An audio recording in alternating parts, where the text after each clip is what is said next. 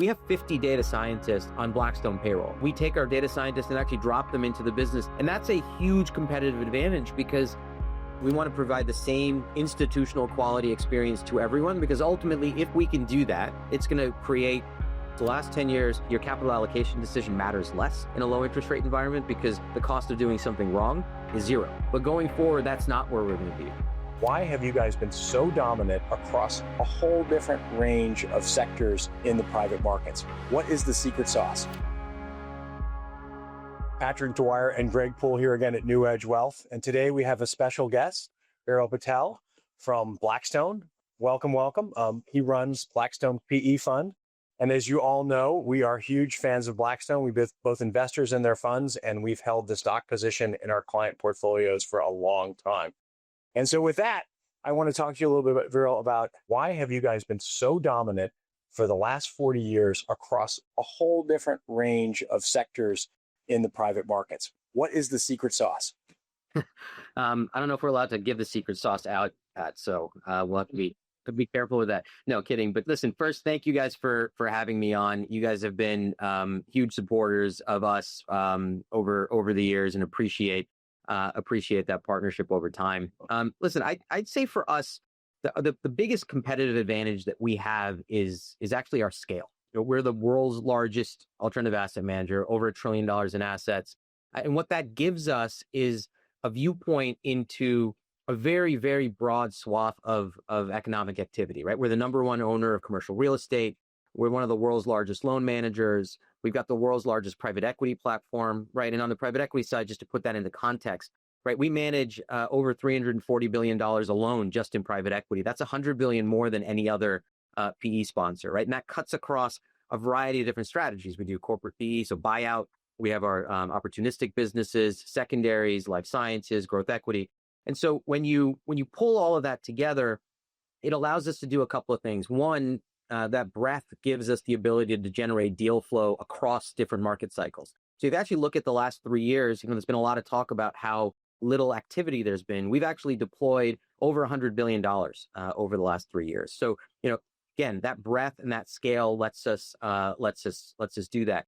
The other thing the scale really does is allow us to pull data and signal out of all of that $1.1 trillion that we manage to help us think about where's the puck going, where do we want to be investing behind. So we are highly, highly thematic in our approach. And when, if you think about investing as being pattern recognition, we just have more data than most people that are out there. And that leads to our ability to make convicted bets in areas, right? So I think we were very early in calling inflation on the way up and on the way down. We've been very early in our conviction in AI. We've got a number of investments across our data center business, JVs with Digital Realty. We just announced a $16 billion acquisition of AirTrunk. We've done, which is the largest data center operator in APAC. We did 2 structured financings for CoreWeave, totaling $10 billion. That's the leading provider of GPU infrastructure to hyperscalers, right? So the ability to kind of see where the world's going, get ahead of that, is what's really kind of been our competitive advantage over time. That's great. Well, the business obviously has changed a lot in the last 40 years. It feels like, it's a different business than it was even 10 years ago. Tell me about, what do you think the next 10 years looks like for the private equity industry as a whole? How do you see it playing out the next 10 years? Yeah, look, I think that's spot on. I mean, if you think about the past decades and even the last 10 years, it really has changed quite dramatically, right? I think the days of, adding leverage and just cutting costs have really transitioned into buying high quality businesses, frankly, at scale, and making them better through operating intervention, right? That's kind of the key. And if you think about Blackstone, that has been how we've made our money and our returns historically. So in our corporate PE business, 3/4 of our returns have actually been driven by earnings improvement, right? Not by paying down debt, not by multiple expansion, but actually improving our businesses. And if you think about the way we all as investors are going to make money going forward, whether that's public or private, in the next 10 years, it is going to be quite different than what we saw in the last 10 years. The last 10 years, you have very low interest rates, right? Low rates create excess. It results in poorer capital allocation decisions, or maybe put another way, your capital allocation decision matters less in a low interest rate environment because the cost of doing something wrong is zero, right? In a 0% rate environment. But going forward, that's not where we're going to be, right? We've got higher base levels of inflation and interest rates. So that's going to emphasize more of an operator mindset and the capital allocation mindset. So alpha over beta for the next 5 to 10 years is, I think, the way you need to think about it. And if you think about what private equity is good at, it is good at sitting on boards of companies and transforming those portfolio companies to grow earnings, right? That's how we have made our business and our returns over time. And we do that in a variety of ways. One, picking the right sectors, obviously, but in terms of driving improvements, we talked about that $1.1 trillion of assets. What that affords us to do is to build a portfolio operations team that's best in class, because we can amortize the cost of that over such a massive base, right? So we have over 100 people in our port ops team, and they're segmented by functional expertise. So we have people that focus just on talent planning, right? Where we have networks of C-suites and boards that we can help our business with org design, with brand building, procurement. I mean, I know that sounds like a small thing, but procurement with over 240 portfolio companies, we have an incredibly large purchasing wallet.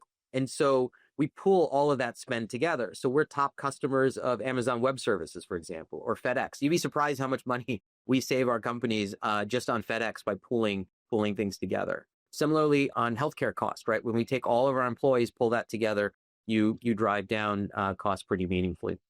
We also encourage a significant amount of cross-sell of products across the portfolio company family, right? So if we find a theme that we're really interested in, then we try to find companies that are sister companies around that can work together to really advance all of the businesses together.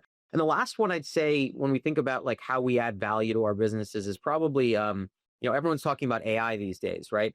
We have 50 data scientists at Blackstone on Blackstone payroll, and they help us analyzing that data that's coming from the $1.1 trillion to figure out where trends are going. They help us on the front end of diligence of most of our ongoing investments. So they're cutting the data for us. And then importantly, once we own a company, right, you can then, we take our data scientists and actually drop them into the business to help drive whatever the value creation plan is that we were working on, right? And that's a huge competitive advantage, because it's hard to recruit data scientists today, right? That's a very, very difficult thing to do. And if you are, an industrial business that's not the most front-footed tech company, it's not easy to hire that data scientist, right? But for us to be able to take that resource and give it to that industrial business and drive that business in a way they couldn't have otherwise, like, that's what's changed in private equity, right? That's our approach to every single business. We take as much operational expertise as we can to help drive those businesses going forward, because we are, at the end of the day, we're hands-on investors. We're not allocators. And again, I truly, truly believe with where rates are going to be, you need to emphasize alpha over beta going forward in the next 5 to 10 years. Yeah, we fully agree with that. One of the things that's impressed us most about Blackstone, and I think one of the reasons we're so bullish on the stock, is, your consistent ability to take institutional products and bring them to individuals. You've done it with real estate, done it with credit, now doing it with private equity. Maybe can you just talk about the how and why of that process that you're so good at?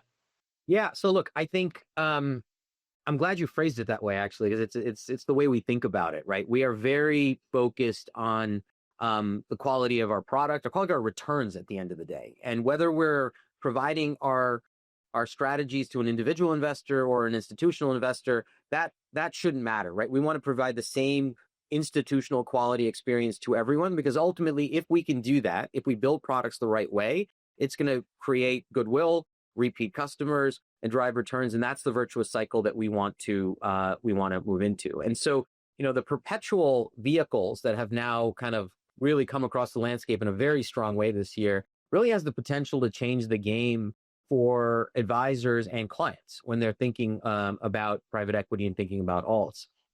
You now have a world where you can have fully funded subscriptions and periodic liquidity, subject to some restrictions around it, depending on the product. But that really simplifies the user experience and makes alternatives way more accessible for advisors and clients, right? The issue historically was always you had a liquidity constraint with the drawdown funds that made it much more difficult for clients to be able to access and stay invested in an asset class, because the management of those vehicles was very more complicated. And you mentioned with BREIT and with BCRED, we've been at the forefront of that innovation. And honestly, a lot of that innovation sits within our PWS business, our private wealth business. We launched that 10 years ago to open private market investing to advisors and clients. And that started with drawdowns, right? Just giving individual investors exposure to it. But that team is constantly thinking about where do we need to innovate to make our products more accessible, to reduce the friction costs. And by having that team set up 10 years ago, before most people were thinking about this, it really gave us a first mover advantage, right?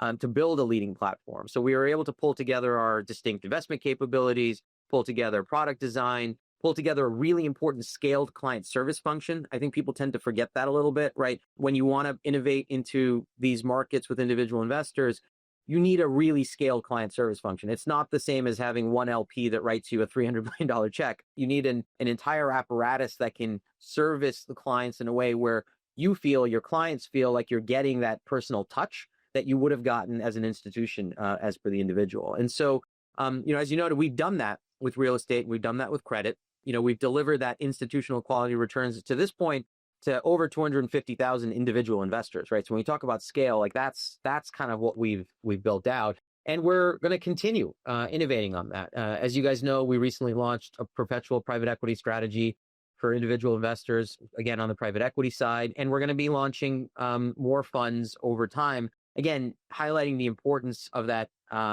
private wealth channel. And it is incredibly, you mentioned the Blackstone stock, it is incredibly important to Blackstone senior leadership, right? These suite of products have the ability to grow AUM significantly over time. They get a significant amount of attention internally as we pull them together.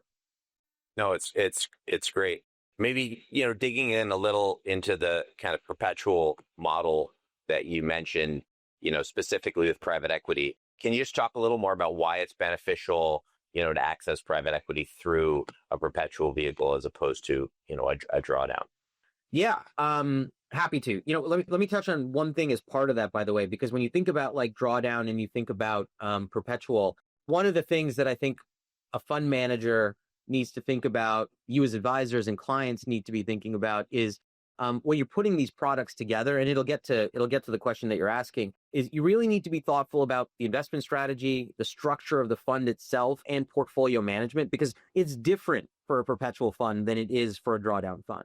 And I talked about scale before. I do believe that for a perpetual product, scale really matters, right? Because you want to have a fund structure, a strategy, an investment strategy that allows you to stay deployed, allows you to stay invested across market cycles, right? So scale really, really matters for these products, and how you manage the portfolio matters, right? Because you want to manage outflows on the liability side, you want to manage inflows on the subscription side. So you need to have a scale strategy that allows you to stay deployed. You need to have a fund structure that actually matches your investment strategy, right? There's a bunch of different structures one can use. You want to make sure you're using the structure that best meets the strategy that you're going for. And you need to have a portfolio management team that can manage a open-ended fund as opposed to a closed-end drawdown fund, right? Because if you really want to capture that illiquidity premium that you're looking for, that we're all trying to get, you need to minimize the cash drag and the reinvestment risk, which again gets back to strategy, gets back to scale as being the important piece.